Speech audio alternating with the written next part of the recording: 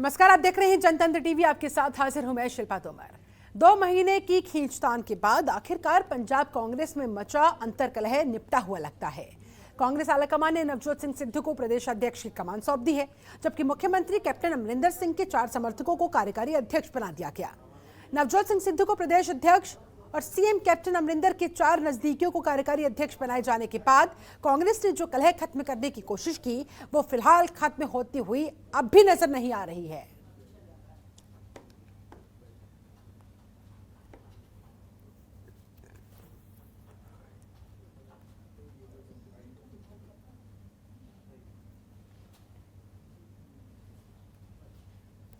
पंजाब के मुख्यमंत्री कैप्टन अमरिंदर सिंह ने चोटी के राजसी नेताओं, पत्रकारों, कारोबारियों, वैज्ञानिकों, संवैधानिक अधिकारियों और दूसरे व्यक्तियों के निजी फोनों की हैकिंग की निंदा की।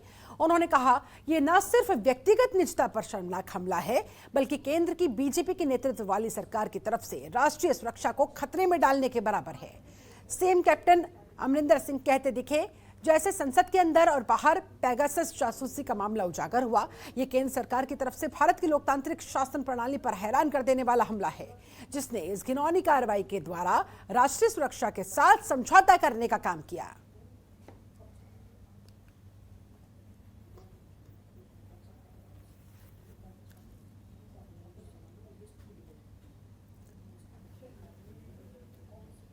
तो जासूसी मामले पर पंजाब के मुख्यमंत्री कैप्टन अमरिंदर सिंह ने ये बयान दिया, बीजेपी सरकार को निशाने पर लिया। उन्होंने कहा, पेगासस जासूसी के जरिए दरअसल राष्ट्रीय सुरक्षा के साथ समझौता करने का काम हुआ। फोनों की हैकिंग न सिर्फ लोगों की निजता का हनन है, उनकी प्राइवेसी में ताकझाक है, बल्कि नेशनल सिक्योरिटी के साथ भी एक गंभीर समस्या है, एक गंभीर खतरा राष्ट्रीय सुरक्षा पर उन्होंने बताया।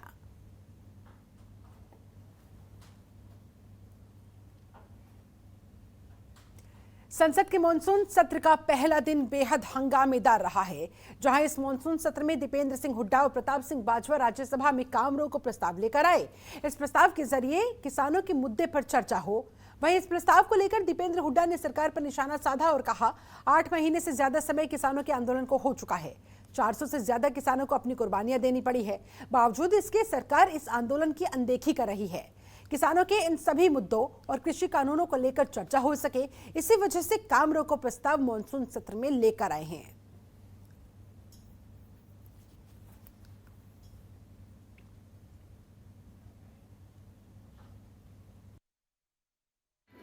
आज मॉनसून सत्र के पहले दिन प्रताप सिंह बाजवा जी ने और हमने काम रोको प्रस्ताव हम लेके आए 267 रूल के तहत। किसान आज देश का सड़क पे है, संघर्ष कर रहा है 8 महीने से। 400 जानों की कुर्बानी के बावजूद, हर तरह के मुश्किलों को सहने के बावजूद, आज देश का किसान 3 काले कानूनों की वापसी के लिए शांति से अहिंसा के रास्ते पे अपने बात उठा रहा है, संघर्ष कर रहा है। लेकिन इस सरकार का अहंकार नहीं टूटा अभी तक। सरकार तो बातचीत तक के लिए इस किसान से तैयार नहीं है। ऐसे में हमारे पास एक ही रास्ता खुला था, हम काम रोको प्रस्ताव लेके आए, मगर दुर्भाग्य यह है कि राज्यसभा के सभापति महोदय ने हमारे काम रोको प्रस्ताव को खारिज किया। लेकिन हमने जो लड़ाई लड़ सकते थे लड़ी, और आगे भी किसानों के लिए जो लड़ाई लड़नी होगी हम लड़ेंगे। जैसे दीपेंद्र जी ने, मेरे छोटे भाई ने बताया, पंजाब, हरियाणा, वेस्टर्न यूपी, राजस्थान के किसान की और सारे देश में जहाँ भी किसान बैठा हुआ उसकी इंटरेस्ट की लड़ाई हम फ्लोर ऑफ द हाउस में लड़ रहे हैं।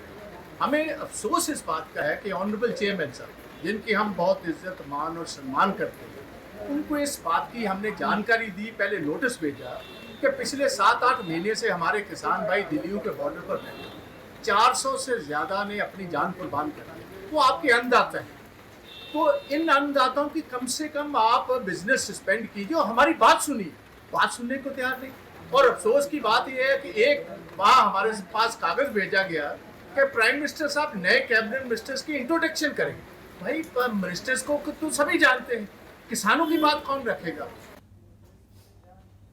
उधर हरियाणा में 3 दिन पहले 9वीं से 12वीं तक के स्कूलों को कोरोना गाइडलाइंस के तहत खोल दिया गया था, लेकिन इसके बावजूद भी विद्यार्थियों की संख्या नहीं बढ़ रही, जिसके चलते अभिभावक कहीं न कहीं असमंजस में फंसे हुए हैं। वहीं इस मुद्दे पर शिक्षा मंत्री कंवरपाल गुर्जर ने कहा, बच्चों की जिंदगी हमारे लिए सबसे अहम है और अगर जरूरत पड़ती है तो विचार विमर्श करके स्कूलों को फिर से बंद कर दिया जाएगा।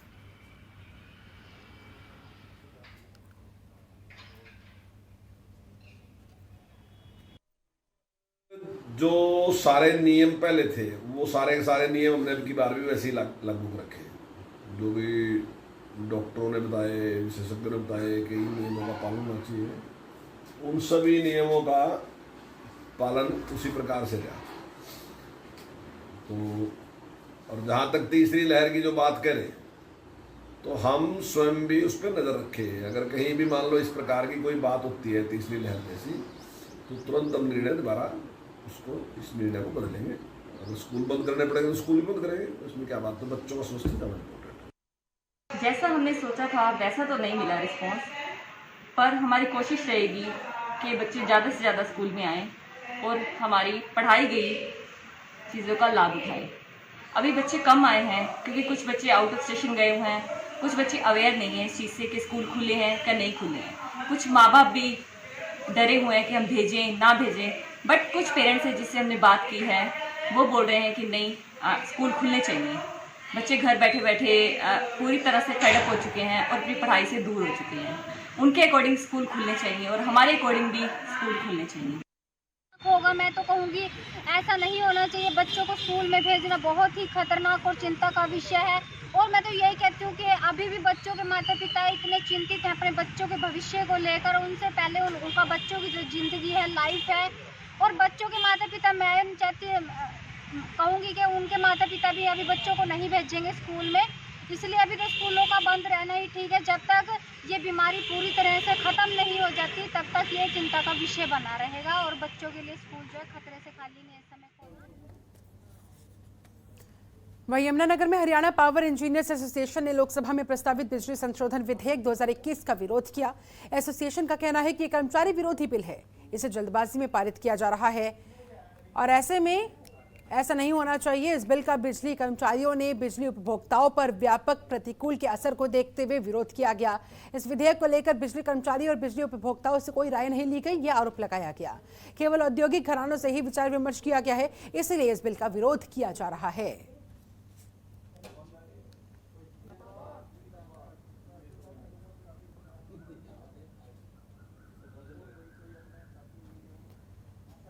बिजली संशोधन विधेयक 2021 का कुछ इस तरह से विरोध किया गया। पावर इंजीनियर्स एसोसिएशन की तरफ से इस बिल को गलत बताया गया। दरअसल कहा जा रहा है कि बिजली कर्मचारियों का और बिजली उपभोक्ताओं का दोनों का ही इस बिल से अहित होगा, जिस वजह से इस बिल का विरोध किया जा रहा है। जिंदाबाद जिंदाबाद जिंदाबाद जिंदाबाद।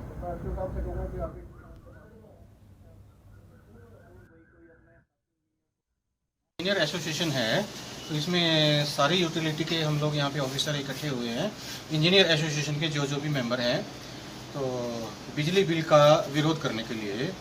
तो इसके विरोध करने के मुख्य कारण ये हैं कि ये अपना जन साधारण है, जो आम जनता है, उसके हित में नहीं है।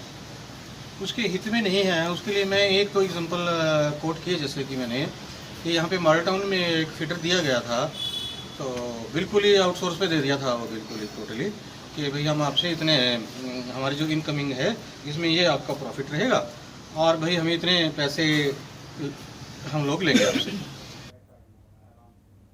वहीं बीजेपी नेताओं के कार्यक्रम में किसानों की ओर से विरोध प्रदर्शन करने का सिलसिला लगातार जारी है। करनाल के असंध हलके में किसानों ने बीजेपी की मंडल स्तर की कार्यकारिणी की बैठक में प्रदर्शन किया। किसानों के विरोध के बाद भी बीजेपी की ये बैठक हुई। विरोध करने पहुंचे किसानों को पुलिस ने हिरासत में लिया। हिरासत में लेने के बाद किसानों को मूनक थाने ले जाया गया। वहीं किसानों को जैसे ही इस बात की जानकारी मिली कि 27 किसानों को हिरासत में ले लिया गया है, उसके बाद बड़ी संख्या में किसान थाना असंध पहुंचना शुरू हो गए। किसानों ने वहां थाने का घेराव करते हुए प्रशासन और बीजेपी नेताओं के खिलाफ जमकर नारेबाजी करनी शुरू कर दी। थाने के बाहर किसानों ने जमकर विरोध किया और हिरासत में लिए गए किसानों की रिहाई की मांग करने लगे। ये देखिए, इसी से जुड़ी ये तस्वीरें आपके सामने। बारिश में भी ये किसान हिम्मत नहीं हारे। बीजेपी की बैठक में किसानों का कुछ इस तरह से प्रदर्शन देखने को मिला। दरअसल पुलिस ने 27 किसानों को हिरासत में ले लिया था और जैसे ही बाकी के किसानों को इस बारे में पता चला, उन्होंने कैद में लिए गए, हिरासत में लिए गए उन किसानों की रिहाई की मांग के साथ वहां पर जमकर प्रदर्शन किया। किसान ने थाना असंध का घेराव करते हुए ये प्रदर्शन किया, वहां पर नारेबाजी की। तस्वीरें देखिए आपके सामने।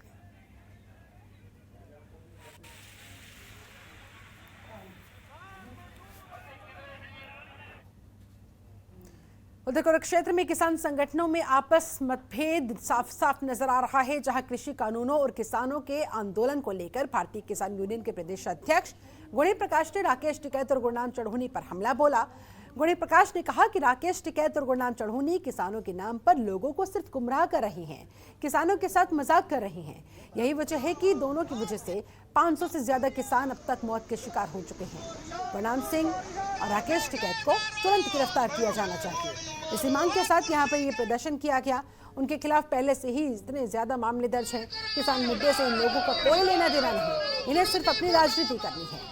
अगर गुरनाम सिंह और राकेश टिकैत को गिरफ्तार नहीं किया गया तो 22 जुलाई से एसपी कार्यालय का घेराव किया जाएगा, ताकि गुरनाम सिंह और राकेश टिकैत को गिरफ्तार किया जा सके। ये भी इन किसानों की प्लानिंग है।